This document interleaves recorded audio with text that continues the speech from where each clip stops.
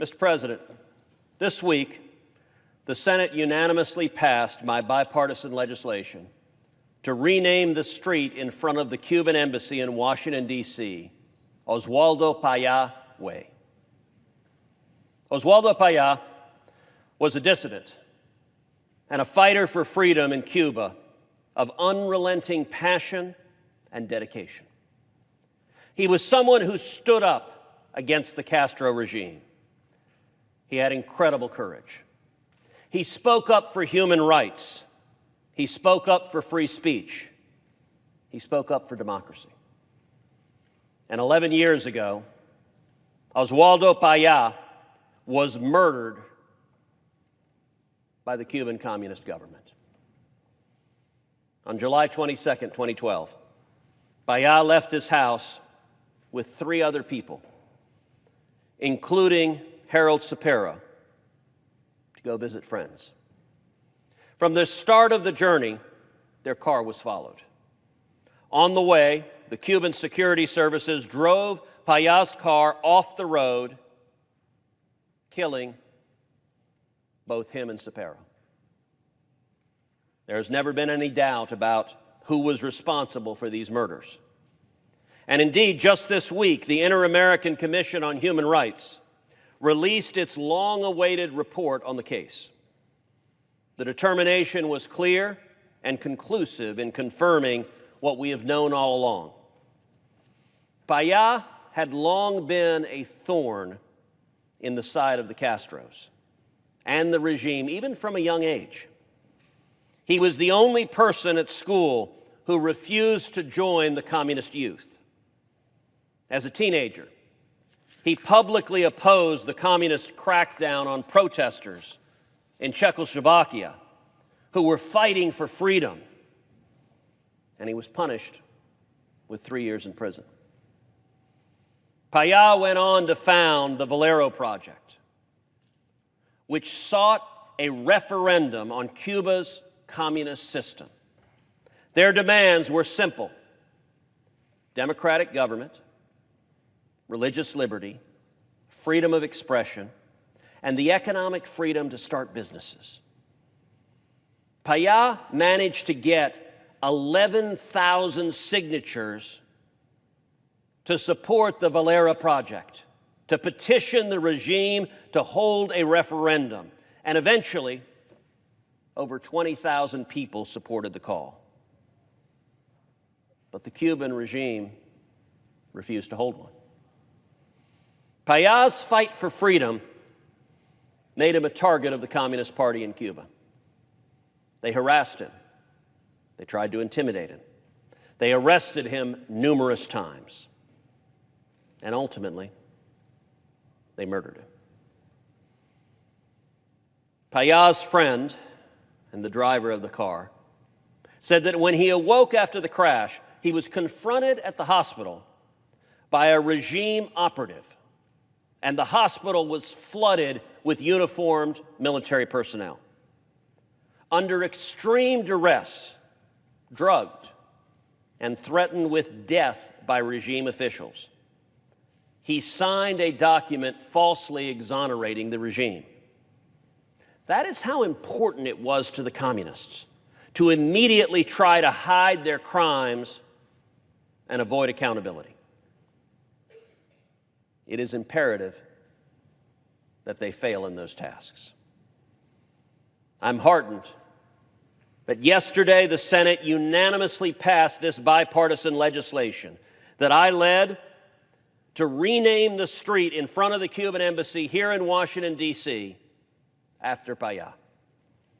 I want to thank Senator Durbin, who led this effort with me, along with Senator Rubio, Senator Menendez, Senator Rick Scott, and Senator Cardin, all who joined with me in this bipartisan effort.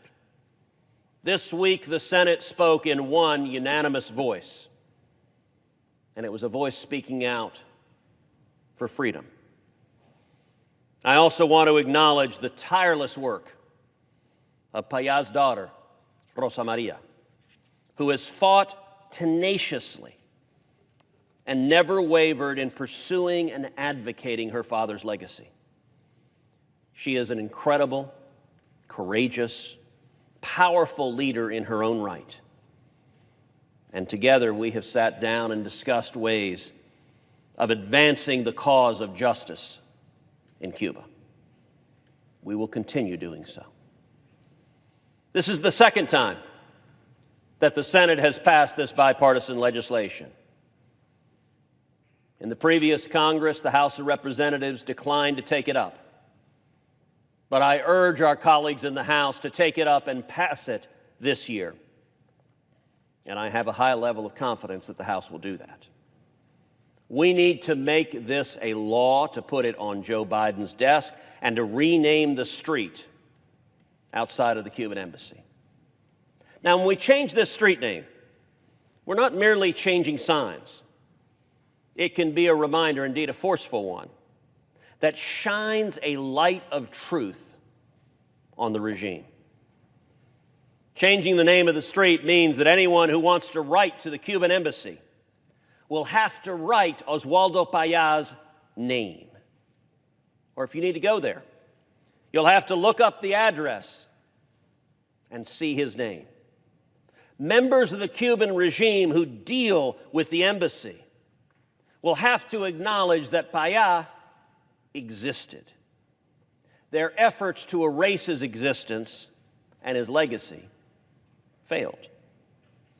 Mr. President, I've told this story before, but it's worth retelling because it illustrates just how much of an impact renaming a street in front of an embassy can be. A few years ago, I introduced legislation to rename the street in front of the Chinese embassy Liu Xiaobo Plaza, after the famed Nobel Peace Laureate and democracy activist in China who was wrongfully imprisoned in China. After multiple iterations on the Senate floor, my bill ended up passing the Senate, a Democrat Senate with a Democrat majority. My bill passed the Senate unanimously. Unfortunately, the House of Representatives failed to take that bill up as well. It was infuriating. However, at the beginning of the Trump administration in 2017, I was having breakfast with Rex Tillerson, then the new Secretary of State, at his office at Foggy Bottom. We were talking about the challenges facing America, and he had recently just met with his counterpart, the Chinese foreign minister.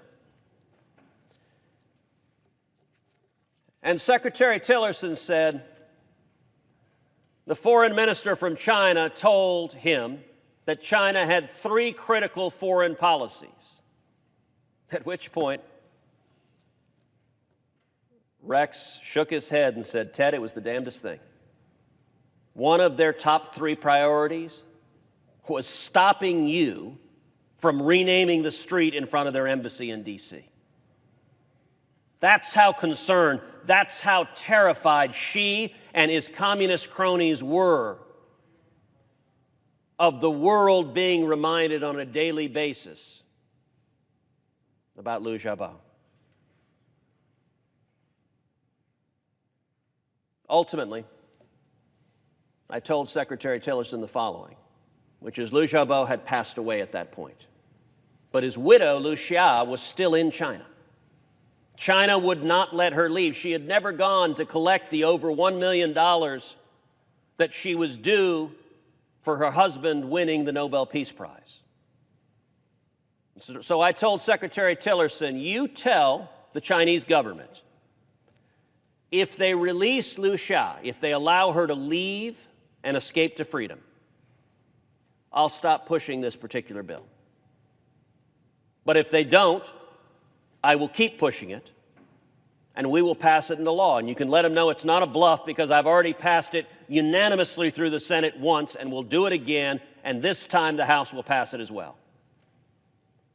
Within a matter of weeks, Mr. President, the communist government in China released Liu Xia and let her escape. That's how powerful shining a light of truth on a despotic regime can be.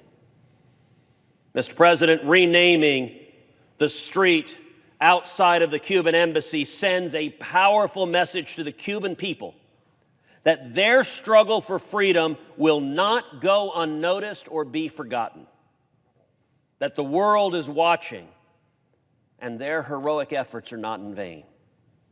Their fight for freedom resonates deeply with people across the globe.